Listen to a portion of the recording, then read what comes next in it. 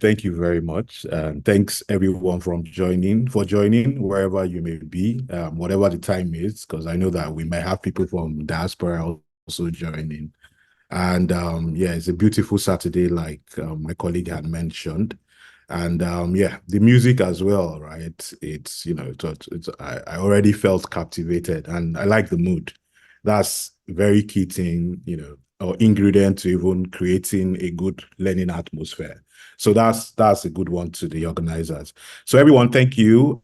My name is Awile Lueze. I'm an HR professional. I would not want to go in depth into my profile. I mean, I'm on LinkedIn, so at your time and at your own zest, if you wish to, you can get to know more about me. But around the area of learning and talent development, I am very passionate about that. I have led, learning and development units. I've, brought about key initiatives around that space. And I'm one who really believes in bringing about impact in any organization I work in. And that impact also lies around, seeing that we have a true learning culture in the organization. That's why this topic is one that is of interest to me and one that I think is of importance to myself and everyone on the call. So I think we should just go straight into the discussion today. This is not about me. So on my profile, this is about giving back to the community in terms of, what I know and how I see best how we can build a learning culture.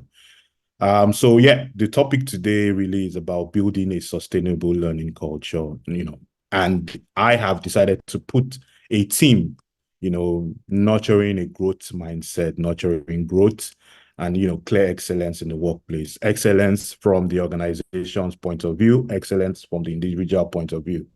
So when we started this, this discussion today, my colleague who's, moderating, posted in the chat and asked that, we give a sense of our own individual learning pathway or learning culture, how we learn.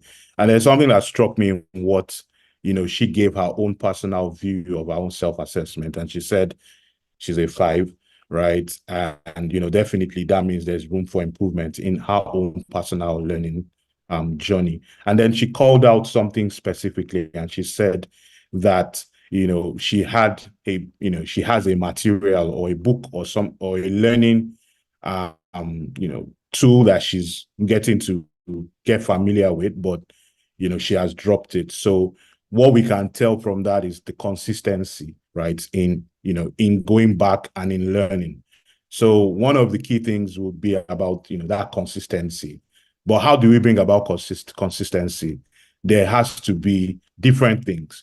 You can lead consistency by having, that clear responsibility, by having, a reward attached to keeping to that learning pathway. So let me now go into, why we're here.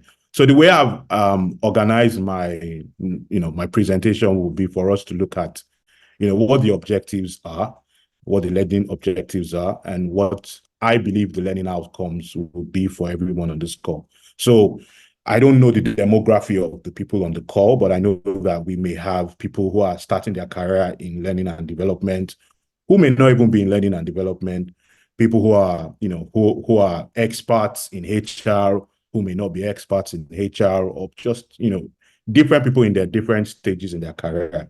I might even have people who are way, above or more experienced than I am on the call. So my language and the way I will be presenting will be more generic, and it will not be tailored to any sect of person. So please bear with, the way I would present, which will be very generic and, very, down and, very clear and concise. So like I said, the way I've mapped out how we're going to deliver this presentation, we'll be looking at the learning objectives. I will be discussing what I believe the outcomes for this presentation should be for you. And then we go into the course, into the presentation. And then we end with a practical case study just to see what learning organizations or what, building a learning culture really means in a factual sense. So We're going to define what a learning culture is very briefly. Look at the key characteristics that define, a strong learning culture, be it at the organization point of view, be it at the individual point of view. And we're going to look at what's the importance of having, that learning culture. Again, I guess when we meet that, my colleague who's presenting would see the importance of how it fits into her own career, and then maybe an out. So that's an outcome for me, for her to see that, okay, that 5, how do I make it to an 8? Maybe in the next quarter, how do I get it to a 10? Before half year. So we're going to explore the benefits of fostering that learning culture, collaborative learning culture, and all of that. And we're going to look at the strategies, definitely in building, the learning culture. And then the last thing that we're going to look at is evaluating, the key metrics in terms of quantitative output and, qualitative output in building a learning culture. So we go into the next slide, then we go straight into, so we can leave what the outline is. And then at the end of the day, we would have a Q&A. So, again, basically,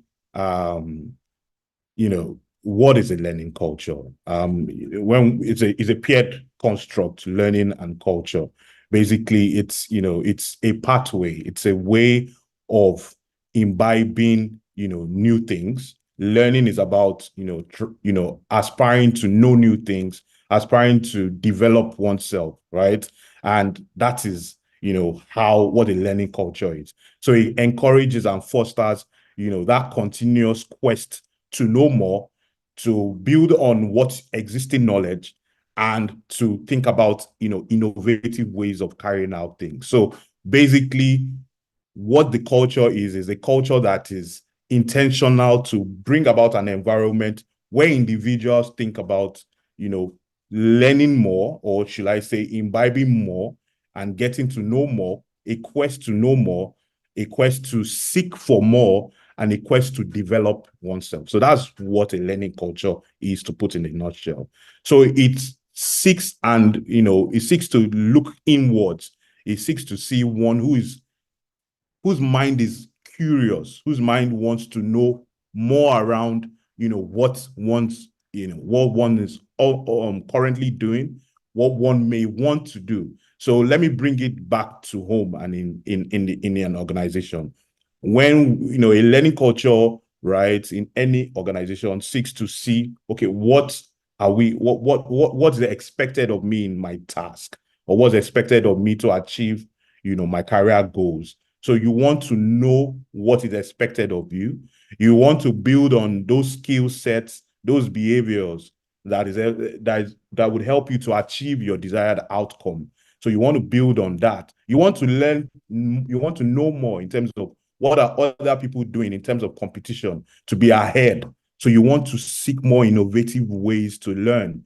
And then, you want to also enhance yourself in terms of your skill development. Why are you doing all of this? So that you can set yourself apart. You can be one that brings about impact and value, to the organization. Now I'm speaking to the individual, but obviously for an organization, it thinks deeper. It thinks about how do we set that learning culture that sets us also apart, that can keep our organization transformed, can keep our organization retained in terms of our employees for now and for the future. What skill sets do we need to see that our organization meets our customer demands, and our organization can expand, the customer demand, and go beyond and above, customer demand for what not the organization seeks to achieve. So that's really a nutshell of, of a learning culture. And in a learning culture, there are some characteristics that you clearly see, which includes, that growth mindset in terms of the organization is thinking about, how we are growing, how do we expand. The mindset of the individuals within the organization is that's fostered around growing. It's about, expanding. It's about thinking about new ways to do things. So that's what is a key characteristics of a learning culture. So when you look at an organization and you find out that people have that curiosity, there's a quest to know more, to grow, to bring about new solutions to things, then you know that, definitely there is a learning culture here. There's a pathway, there's an ingredient, there are the ingredients that you can find in this organization that brings about, clear learning. And what does that lead to? It leads to clear accountability. It leads to employees being retained. You see a sense of clear ownership in the organization, right? When you have that learning culture. The next thing that we mentioned here is that it builds about knowledge sharing. So you find out that you don't have siloed communication in the organization. There's clear communication in terms of what's important for us. You find a lot of teaming. Those are the key characteristics of a learning culture.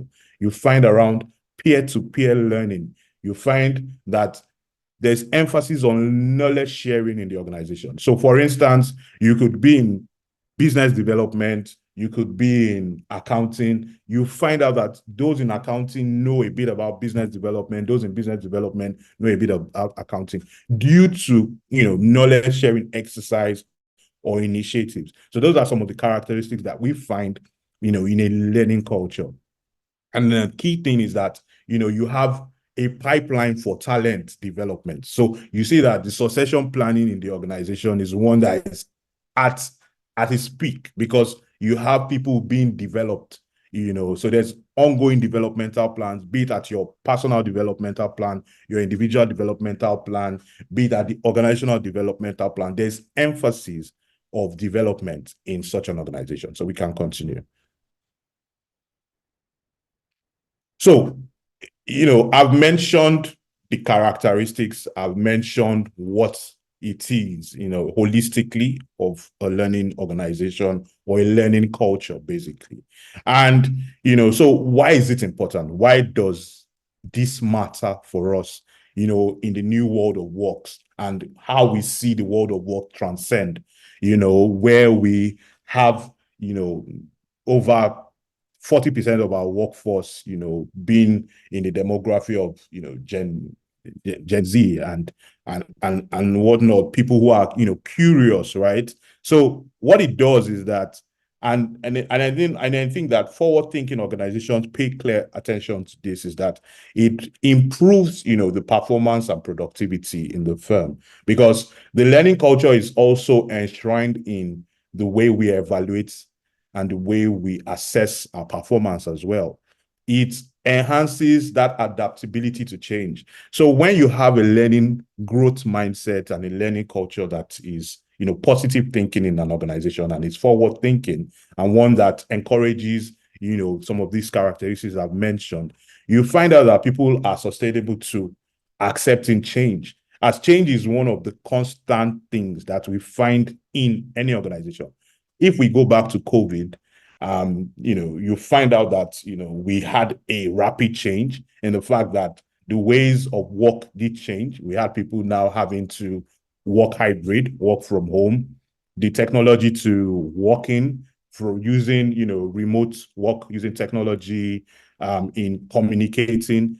If you don't foster a learning culture, it will be very difficult for people to adapt to that kind of change. So when you have in place in an organization or as an individual, that learning mindset, a sense of being curious, a sense of trying to develop, your abilities, then you can be adaptable to change. And it will be easy for change to be implemented. It will be easy for there to be less resistance to change. So that's one of the key importance of having a learning culture. So one of the key things I would even speak to people would be in making my career decision, in making my career move, right? What are the things that are intrinsic that I'm looking to achieve? Am I looking at the learning culture of this organization? And I know that a lot of people who are intentional in terms of their next step or in terms of what their career trajectory would be, would pay very clear attention to the learning culture. How am I able to learn? Am I able to learn new things in this organization? Do I have the tools that would help me to perform better at my job? Would I be able to think about mobility in terms of looking laterally or horizontal in moving across the organization?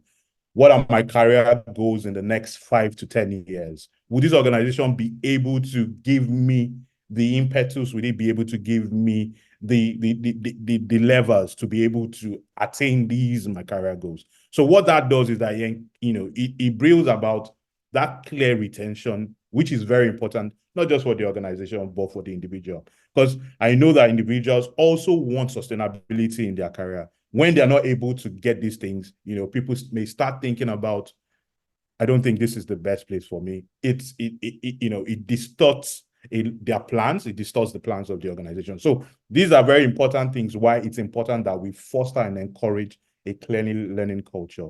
Then I think very, very important is that the state of the world now is about competition, be it in the different industries where we find ourselves.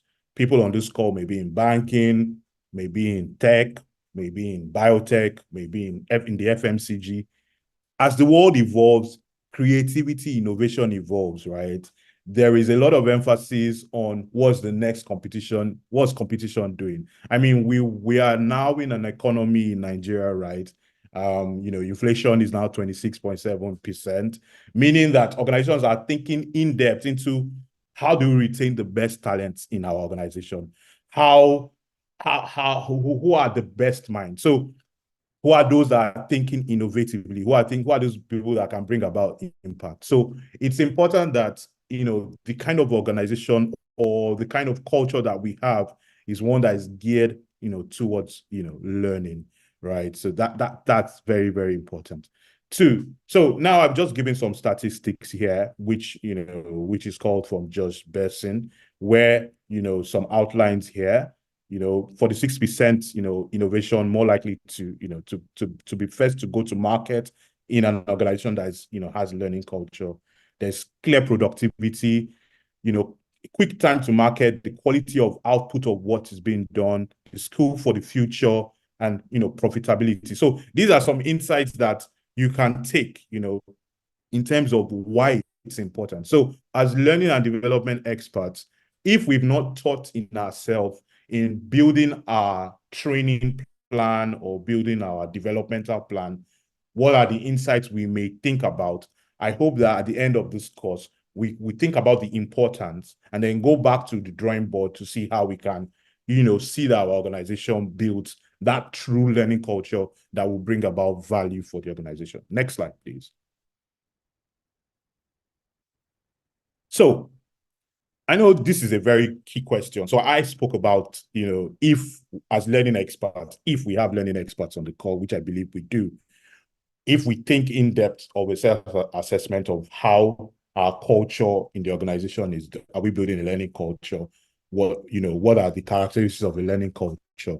When we tick those boxes is, if we find out that we're not meeting those metrics. For instance, are we having an organization where there's clear learning, knowledge sharing? Are we having an organization where there's a clear growth mindset, there's an innovative mindset, creativity? Obviously, you put all of that in building your training plan and building your learning plan. Now, the question you may ask will be, how do I do this alone, right? Even as an individual, how am I able to build that learning culture, that learning mindset? Now, I have listed 3 things that are important. Now, in an organization point of view, you need to get the leadership buy-in or that leadership commitment. This is very key. And you find out that organizations that are seen in best practice to build that learning culture, you find out that the learning culture is built from top down. So now to the individual, right? For instance, to Sarah, who's my colleague here, one of the key things that we need to build internally would be that commitment. So you have to take away from yourself, that the fear of the unknown. You have to come with the fear of that positivity in saying, I am committed to achieving, this learning by the end of this. So there is a clear milestone for you. There's a clear way of you to be able to track that you are committed to that learning pathway or that learning culture. But now let me go back to, organizations, right? So you definitely, one of the key things that you definitely want to think and pay attention, that we need to pay attention to, and I mean, from my own position, supporting as a lead in HR, will be, I need to get my leadership buy-in. I need to get that leadership commitment.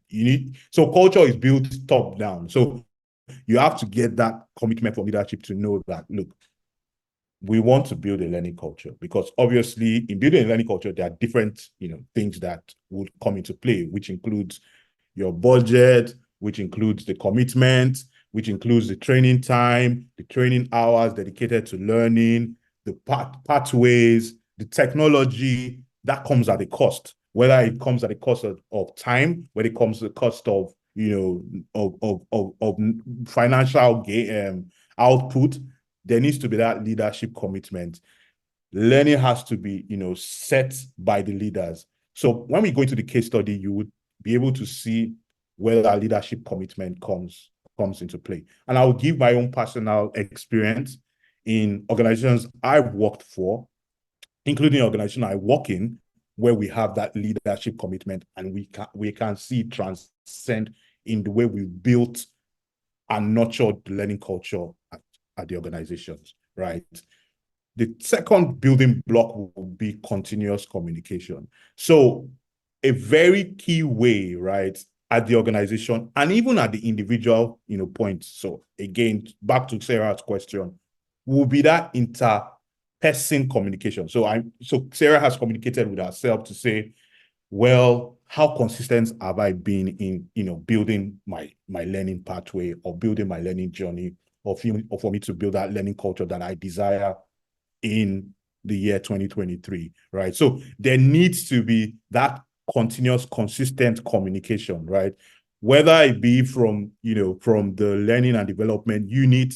So for learning and development experts as well, one of the key things that you need to do is that you must communicate to your stakeholders what the learning, what the learning pathways are, the tools for learning, be it if you're doing a muse. So for instance, Monday muse, there must be that communication on learning. The training calendar, you don't build a training calendar and keep it in isolation. It must be communicated. How often do you communicate your training calendar?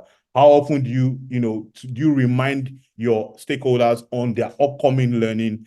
How often do you project to leadership in terms of, these are the training hours that we've used for the year. These are, how much the resources are that we've used. There must be continuous communication. What are the business impact that we've had or business case? So there must be that consistent and transparent communication of the importance of learning, of the ingredients, of the input to learning, right?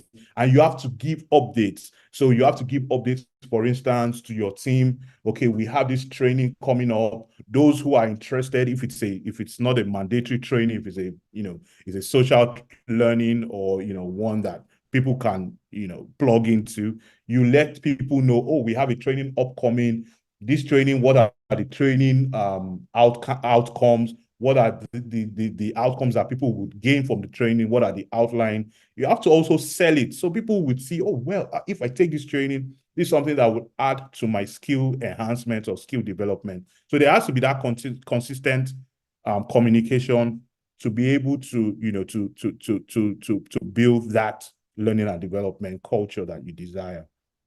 Then the third bit will be, there needs to be accessible learning resources, right? So it's fine if we have the leadership commitment. It's fine if we have the continuous communication. If we do not have the accessibility to the learning pathways or the learning platform, then, all the things that we built may not, come to fruition. So that's now the output. So, I mean, you've got to the leadership commitment in terms of building your budget, in terms of giving, assent to your training hours.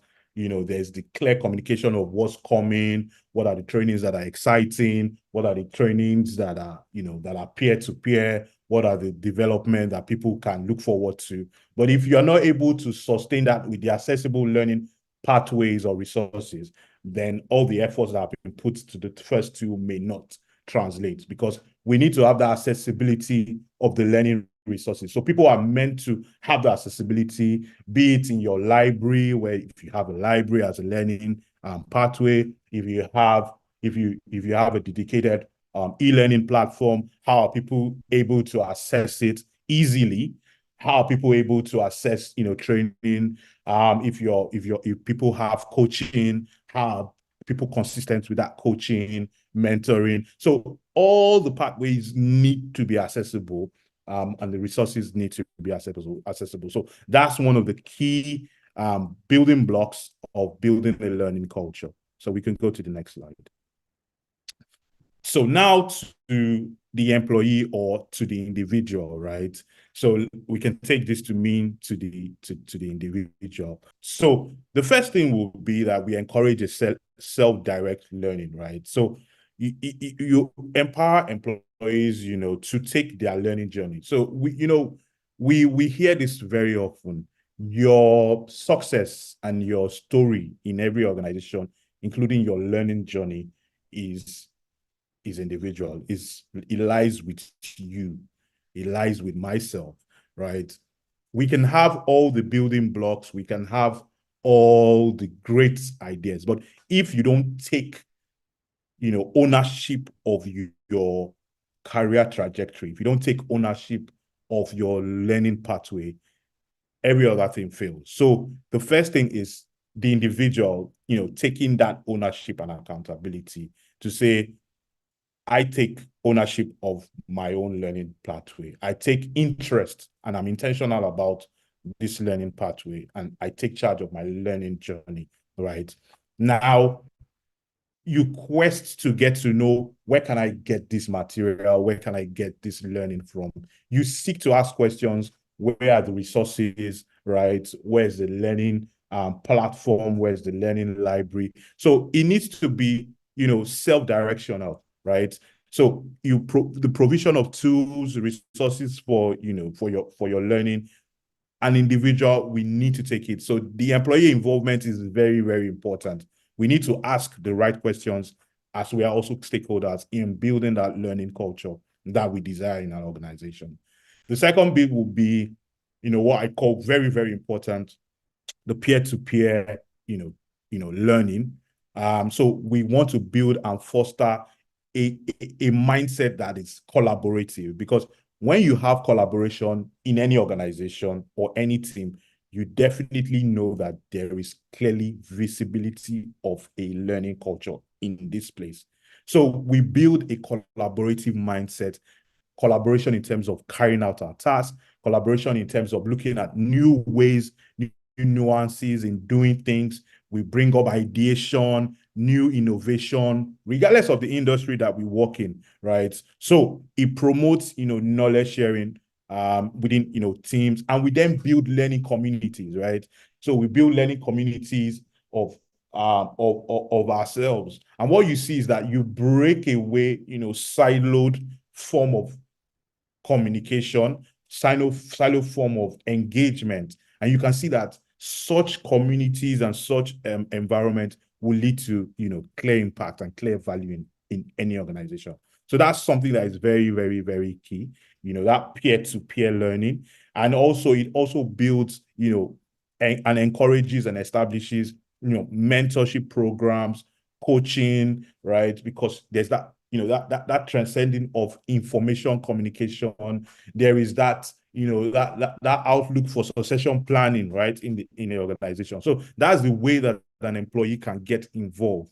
And then the third bit will be around train the trainer, right? That's another way that employees get involved in building that learning culture. So the train the trainer is that, we are able to transfer knowledge, and we are able to build subject matter experts in the organization across different fields.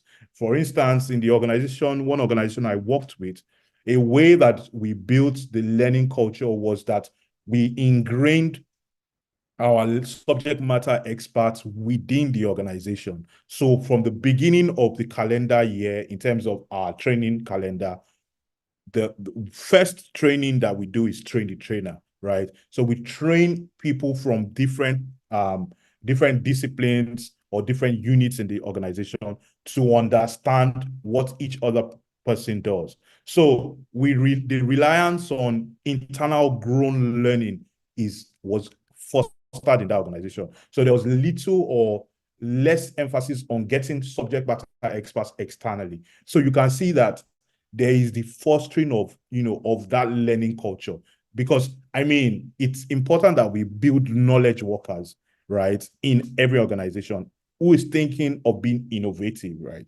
So these are some of the ingredients that we need to put in our own involvement. So part of the things we need to look out for in building our learning pathway or our learning strategy, in building that learning culture, is, do we have committed self-directional learning for individuals? Do they have the tools to be able to learn independently, to seek truth independently, to seek to know more, to be curious? Do we encourage that peer-to-peer learning in terms of individuals not being involved with, knowledge sharing activities, mentorship, right? Individuals, do we encourage, individuals to be mentors in this organization? How are we building a mentorship program, in order to sustain our learning within the organization? The third bit is, you look at our trainer. When do we do the trainer? How consistent it is? Is it? Are we building subject matter experts that are knowledgeable across the different units and different disciplines in the organization? Does this help to take away key man risk? If, for instance, someone leaves either because the person is, emigrating, or the Japa syndrome, and do we have a cover that can, be a subject matter expert in learning, in building our workforce? What type of workforce do we have? If for example, right, the organization I mentioned, for the graduate training program, it was internally built.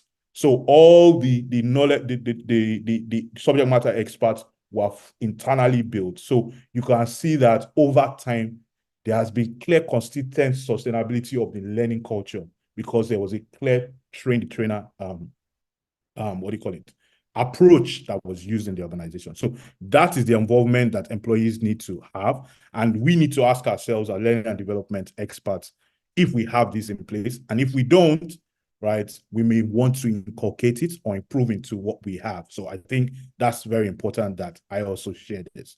Next slide.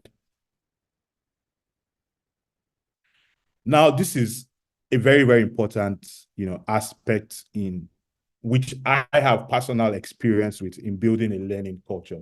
So we can have all the pathways, the building blocks, the employee involvement, but obviously, there needs to be a motivation, right?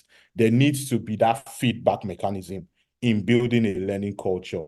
There needs to be a way where we're able to assess and recognize that the learning culture that we have is working. And that's why I spoke to Sarah that, well, in terms of that commitment that she has in meeting her targets, right?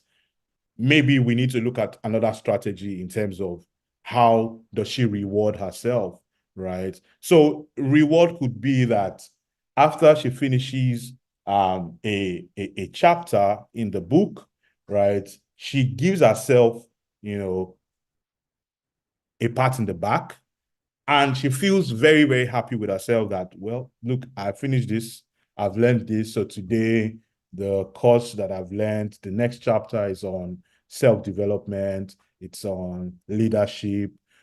So I've learned this. She has a smile on her face, basically encouraging herself to want to do more, right? But now let's take it back to the real life, scenario in organizations, right? One of the key ingredients or the key ways for us to track that we have a clear learning culture is that we need to celebrate the milestones.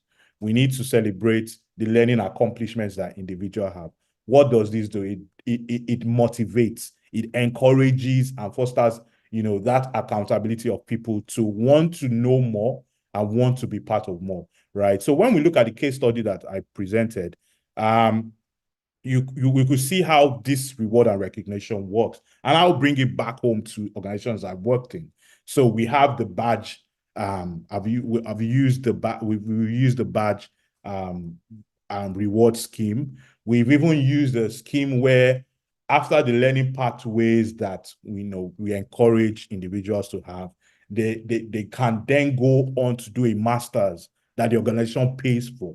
Now, these are holistic, ideas in terms of rewarding and recognizing learning that builds about encouragement of the learning, culture. Now, this may not work for the organizations we currently work at because of maybe our maturity level, but there are different ways that may not be cash, cash, but more benefit in kind in terms of recognizing people. You can recognize people who have learned, who have done, their learning, maybe their mandatory learning, and they've surpassed the training hours or they met the training hours by having a recognition, by certificates, or having their line manager recognize them during the employee of the month. You have recognition, obviously, through your performance management process. If you use a balanced scorecard, on the perspective of of learning and growth, and you have people who surpass or go above and beyond, you recognize them, right? You recognize them by even giving them more trainings, right? Because you see that they want to learn more. That's the way you build a learning culture. And what does that do? That encourages people to believe that, well, I'm learning, right, to bring in my knowledge to this organization. I'm learning to give back, and I am being recognized for my input, for my impact, right? Because the idea is that, again, learning and training, right, is not, or isn't just designed to close out gaps, or to mitigate against gaps, but it's also a way of enhancing our development as well. It's also a way of looking for a new pathway for us in terms of what we don't know that we want to do now, but we may be doing in the later, time in our career. So there needs to be clear feedback in terms of reward and recognition. So, creating, celebrating milestones on completed learning, either through a badge. I don't want to if I could mention some trainings online where you get to find your badges. I mean, I see people who celebrate their learning on LinkedIn, through, other platforms, maybe Udemy and what other learning platforms. So, you know, these are ways of recognizing. And then what does that do? It lets the audience know that, well, this individual is a learning person. This individual has that learning mindset, has that learning culture. You get people who, like, for instance, who are in customer service, doing courses in tech, doing courses in data analytics. Well, just to expand, just to get that curiosity out of themselves, in building that learning mindset, that learning culture within their own self and in organization. So it's very important. What it does is that it builds a lot of engagement, and it leads to, our retention strategy for us, on the wider scale, in HR. Because, I mean, you ask yourself, what's the need for me in this organization? Am I getting learning? Am I getting developed? What was in it for me when I do all these trainings? Is it meant to bore me? Is it meant to, take away my time? So we also need to encourage people by recognizing them, and also, rewarding them on meeting and surpassing their learning, right? Another thing that I really need to mention is that let's not do this as a way of ticking the box. Then it doesn't bring about any impact.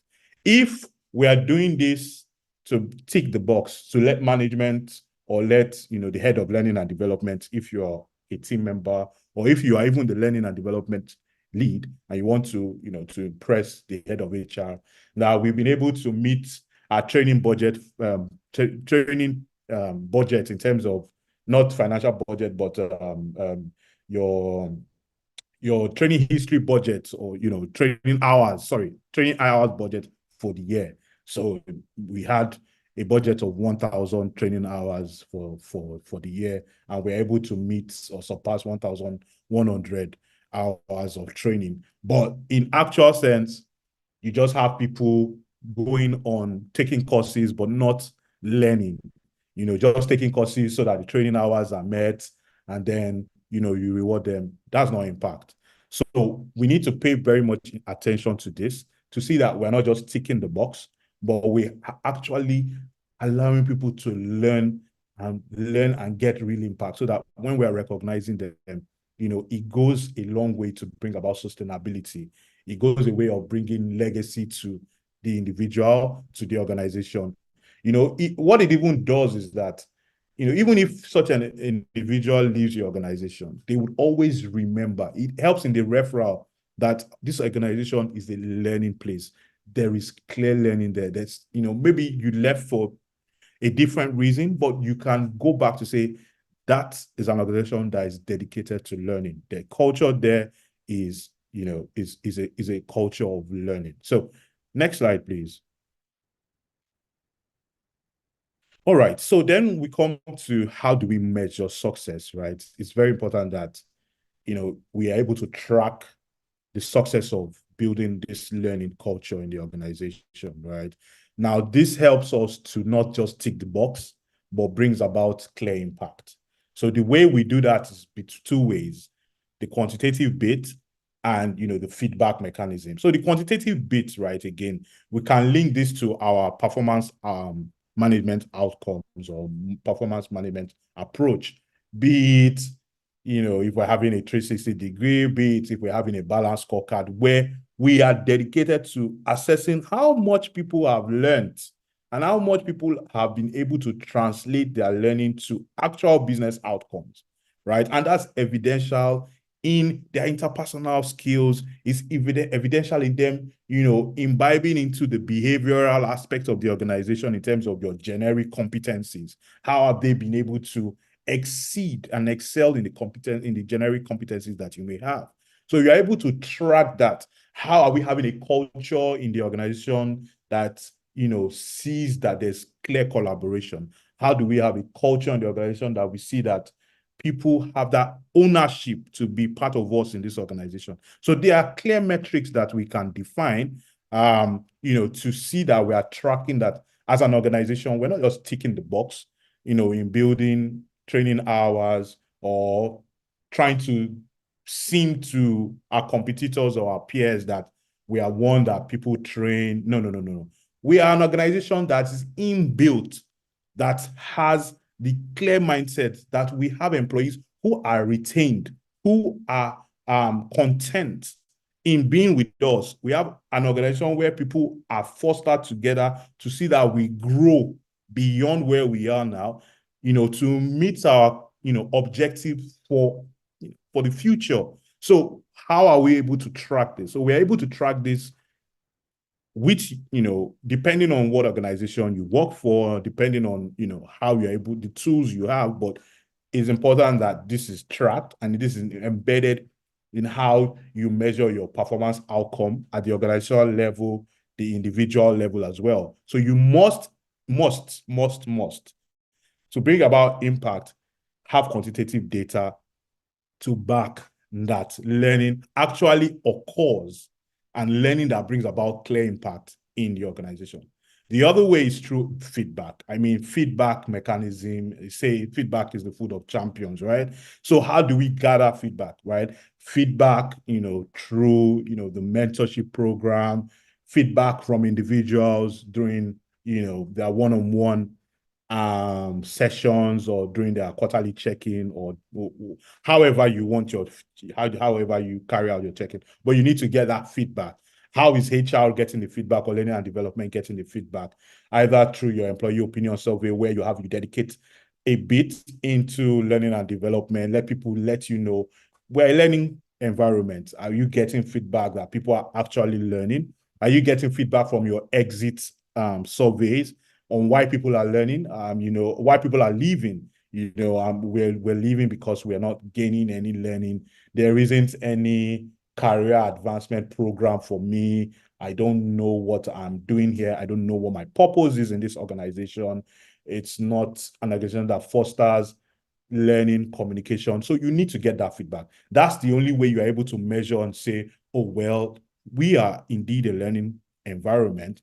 We do have a learning culture in this organization, or as an individual, or as a lead in learning and development, or as the head of learning and development, you definitely need to put the metric. So I think a lot of emphasis need to be placed on measuring success, because what we have is that we look at nuances, we look at the best practice, we look at what will make us look decent, make us look good. Again, how do we tick the box?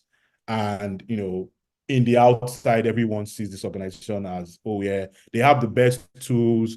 Whoa, they have AI to help with their learning. They have, a very, very robust e-learning platform.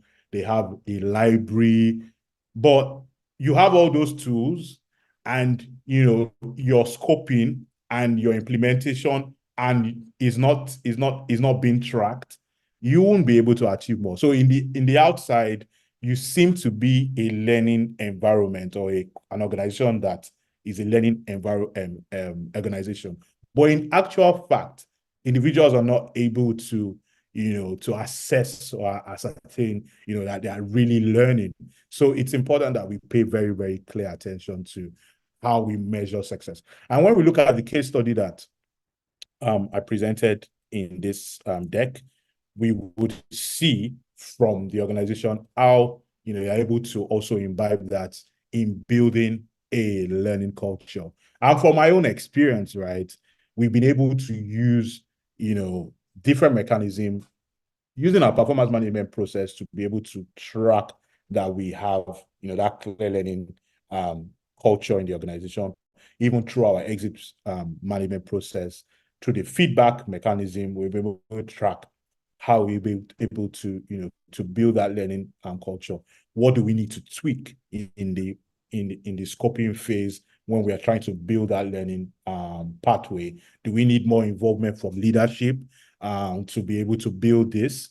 Do we need more involvement of middle managers to be part of disseminating and bringing about the learning culture? Do we as HR need to think about improving in the way we communicate, or we announce our learning platform, our pathway? Are we paying more attention to mandatory trainings as against people having other access to social trainings? These are where you get questions from, to foster that there's an improvement in the learning culture that, that we have, or we imbibe in the organization. So that's that's a very key part that we need to pay attention to as well. Next slide, please. Okay, so we go into the case study.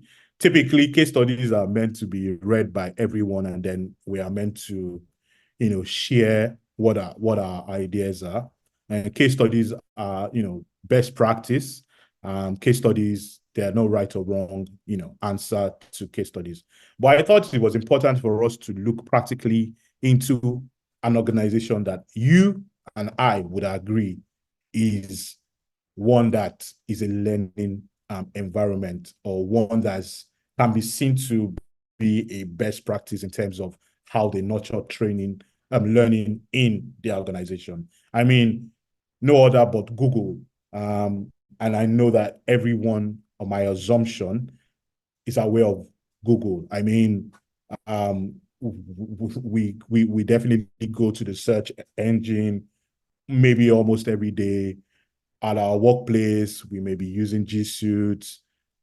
So basically, I assume that we all know Google, and we see Google as a leading employer of choice, right? For different reasons. And that's why I've decided that, look, let's look at the practical sense, all these things that we mentioned, of how an organization, not my own organization, not any other organization, but like a benchmark that we can all relate with and see the practical way that they built that learning culture. So in a nutshell, right, we all know that, Google is a tech giant that is purposefully built on clear innovation. So there is, that rapid sense of innovating in the technological, sphere.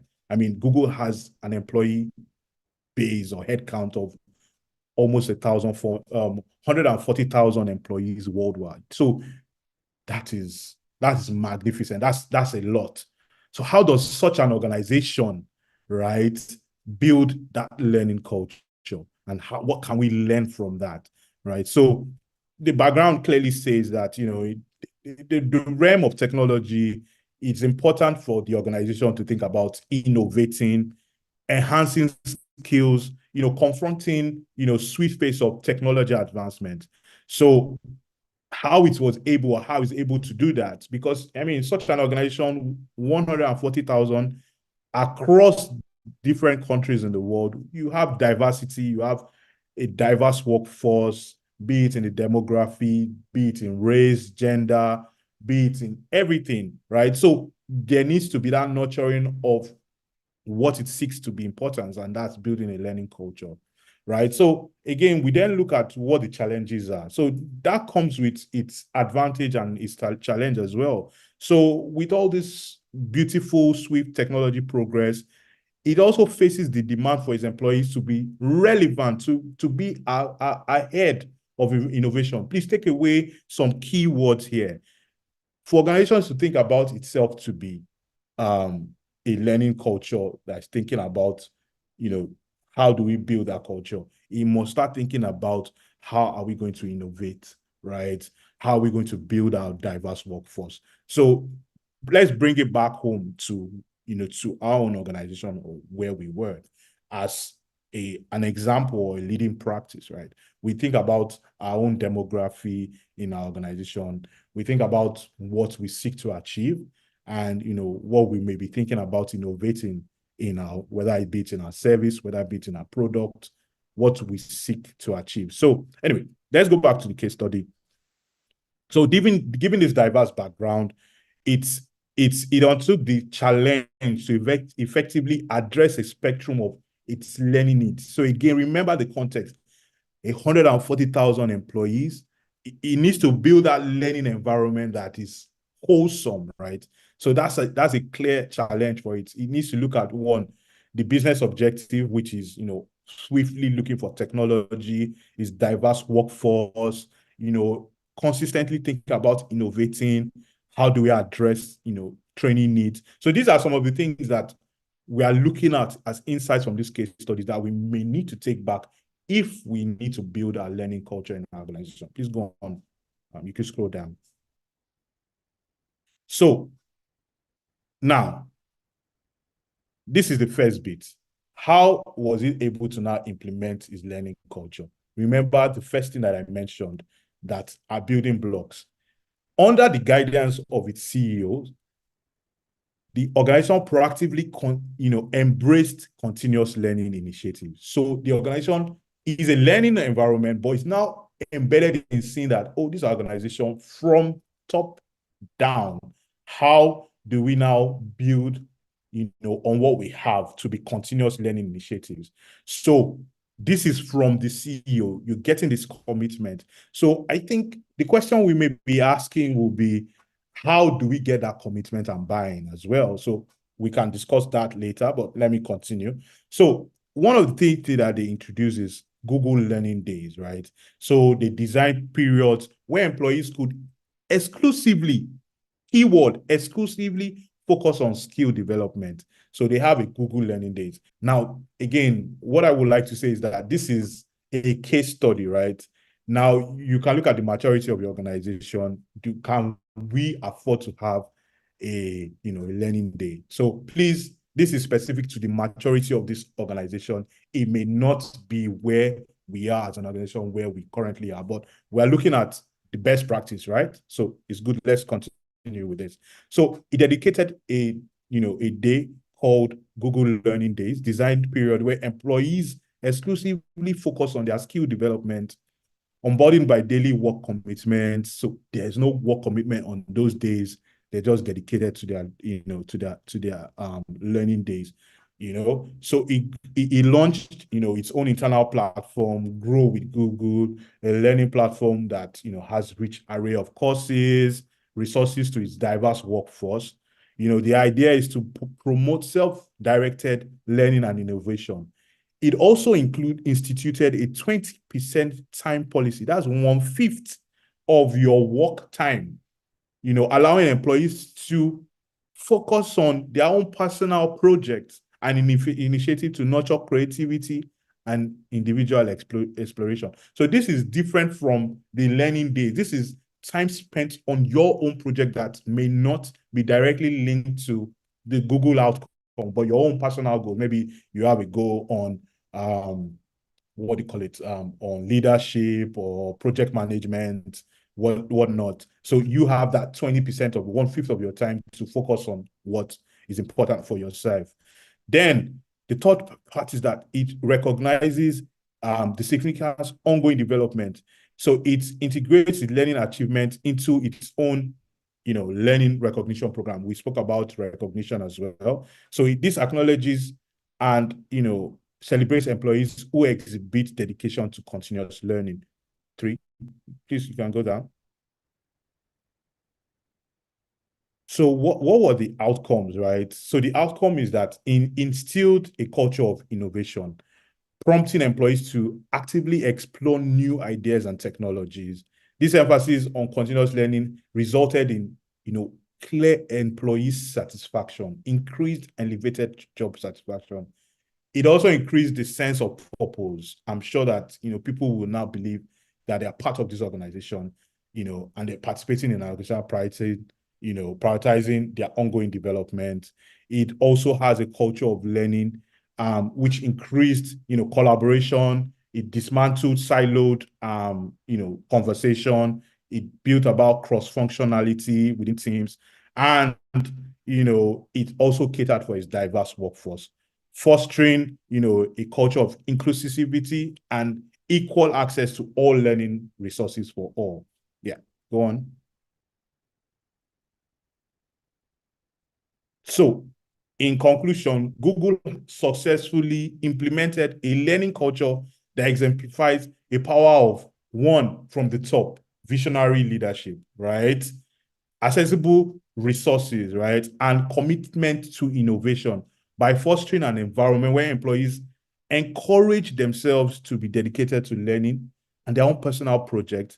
And Google has solidified its position as a leader, which we cannot deny, showcasing that transformative impact on building a sustainable learning culture. These are facts, right? And that's why we're going to this case study to look at it as what's a leading practice.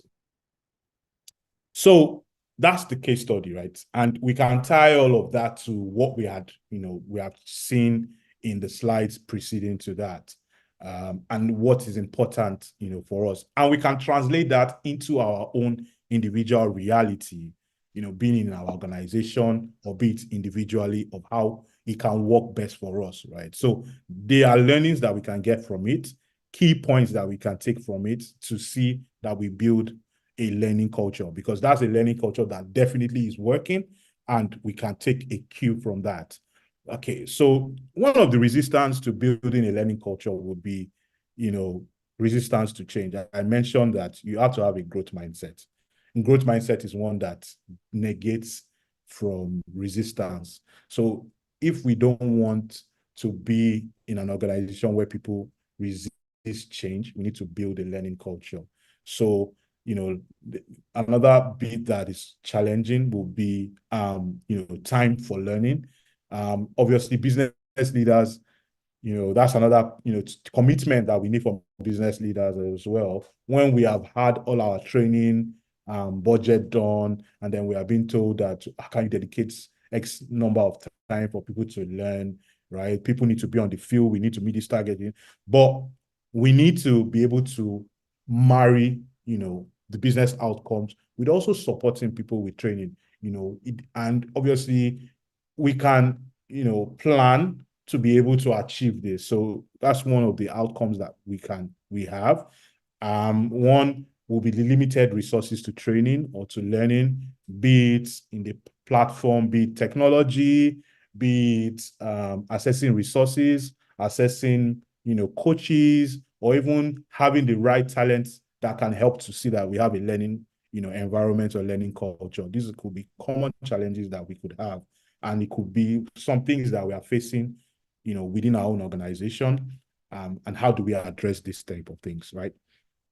Then strategies that we can use to address this is, we need to communicate what's in it for people, for the organization. So the business case, when you are developing your training budget and your training curriculum, you need to sell to the business what are the benefits, what's the benefit for the business. If we have, the benefit could be an increased employee value proposition, your increased branding, but bring quantitative data as well.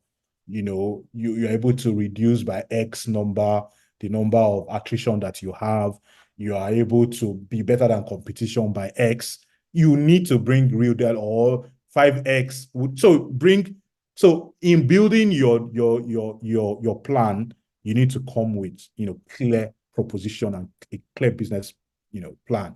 So you can get one, the commitment from leadership. Then when you get commitment from leadership, you also have to get commitment from the employees. So it's one thing getting commitment from leadership, getting the resources that you need, and then those that you need to also help to build that learning culture are not part of. So you have to be able to balance the two. So you have to communicate the benefits to employees as well. That if you're also becoming owners of the business, you're able to, grow your ability. You're able to be promotable, right? You're able to have a career advancement in this organization. You're able to be, the next leader. You're building leadership. You're building a pipeline. You have to also be able to let people know that, there is going to be opportunity for you to grow in this organization. When you grow, obviously, it translates into your reward, and income. So there are ways we need to also communicate these benefits.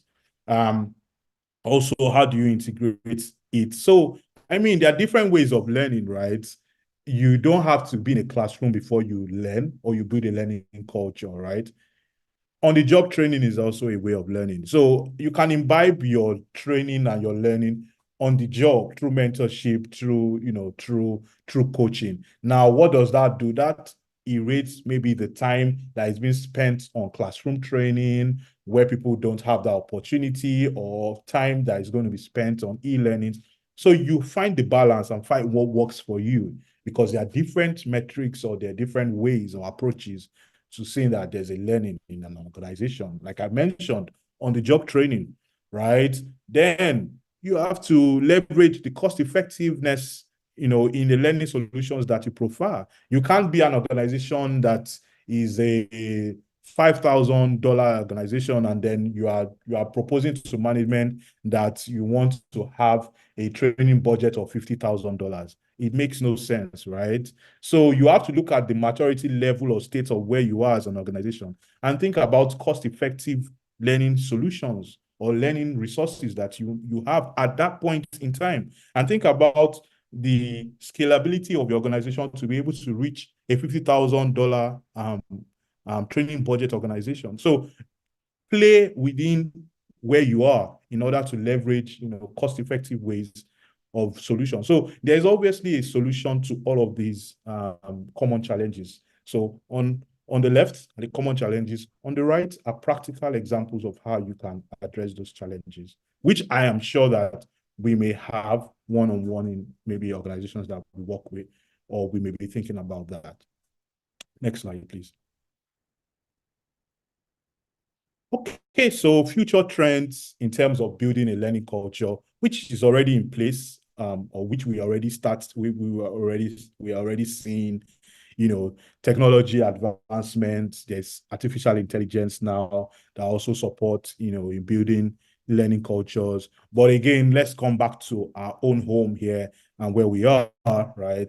So it's important that, we build that learning culture that is thinking about the future in terms of advancements. How can we imbibe technology, whether be it, using AI, whether it be it, using e-learning platforms, whether it be it using other, training solutions that are technological enhanced, in building, that learning culture and supporting our learning, pathways.